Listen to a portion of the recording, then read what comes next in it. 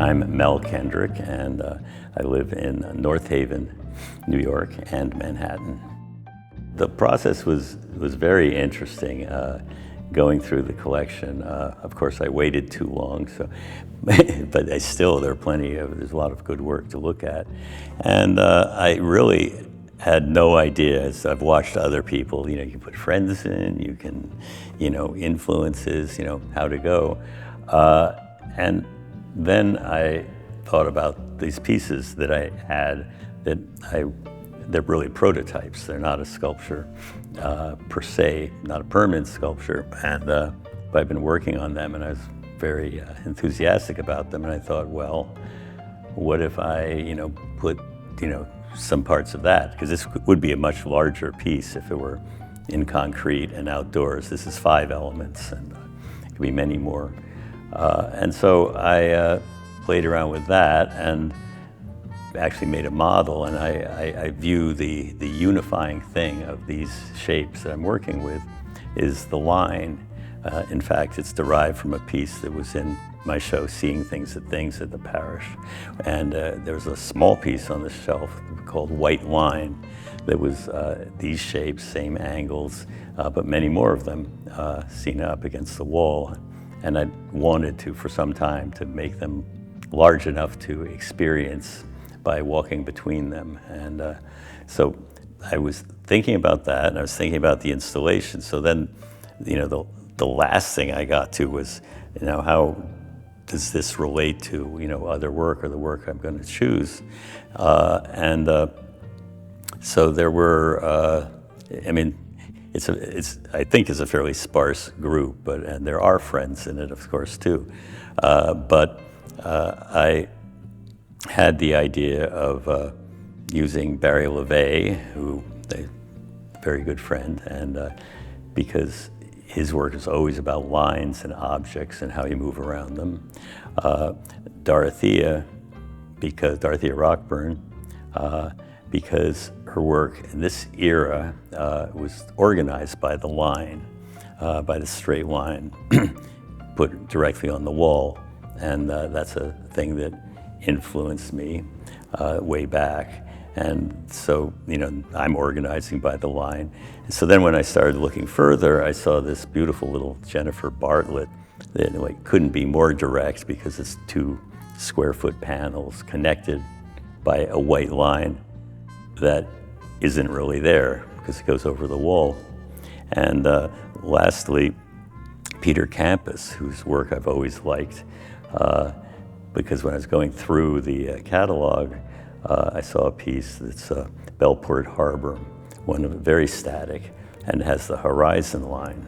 And I thought it was very good, and I related to it because of my own time spent on the water and with the water. And it also, if I were to keep going, it jumps to this idea of that I've always had about a water line, perhaps in a room, things above the water line, below the water line.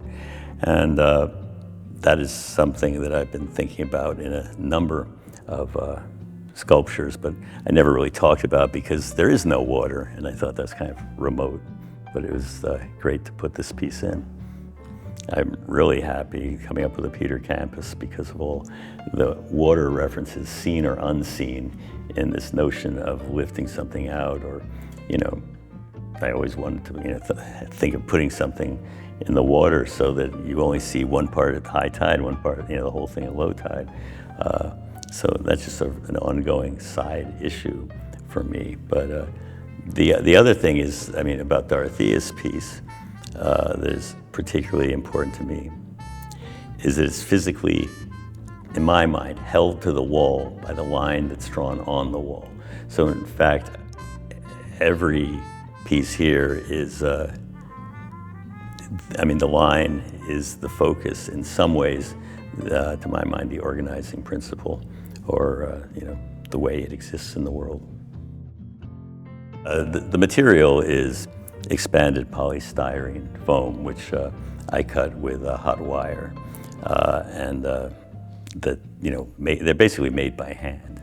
And this is always the first stage when I'm making concrete work, work concrete, like the standing block that's in front of the museum now, that first existed in this same material, which I arrived at because it has all the line marks, the cut marks, much the way my much smaller works did with saw.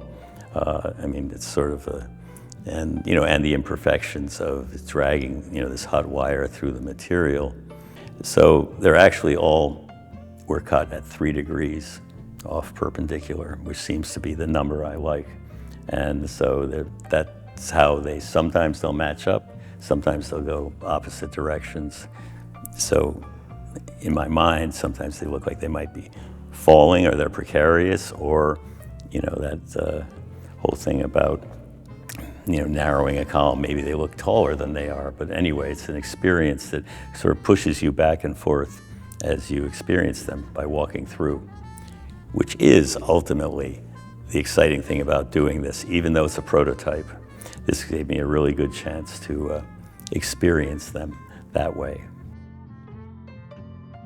The Parrish is a great museum, and I actually showed some of my concrete pieces at the old location.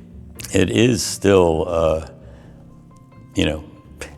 because of the East End, because of artists I know, I know a lot of people in the collection, and a lot of people, friends like this. I very like this museum a lot, and then but it all, there's work of mine in the museum. I'm doing this Artist Choose Artist show.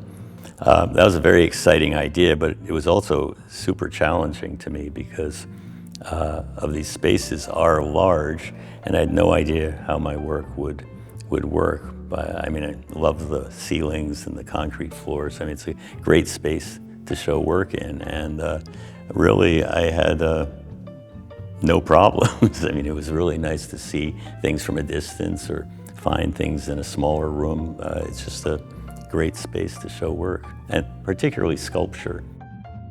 It's in the middle of this area that's rich in this artistic history, and I think the Parrish has done very well in collecting and representing, what you could call, but I always hate those things like East End artists, Hamptons artists. It's just a bunch of people who happen to, be here and like to work here. So I'm glad that the Parrish has made an effort to have so many pieces from that group. By the same token, it's a big museum and a great location, so I know that there's much more outreach going on than before, and that can only get better. I mean, and I think that's true. Every museum's dealing with that.